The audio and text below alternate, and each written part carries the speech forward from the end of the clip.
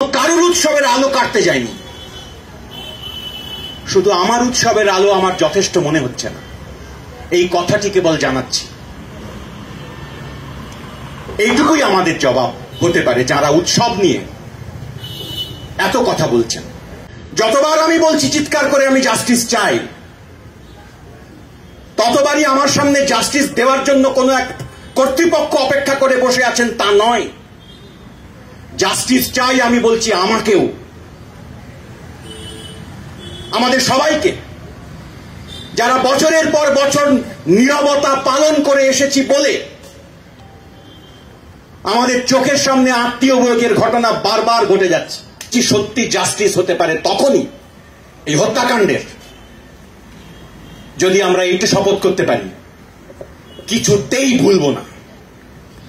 কখনো কখনো ইতিহাসে মনে রাখাটা একটা রাজনৈতিক কাজ, মনে রাখাটা একটা বৈপ্লবিক কাজ।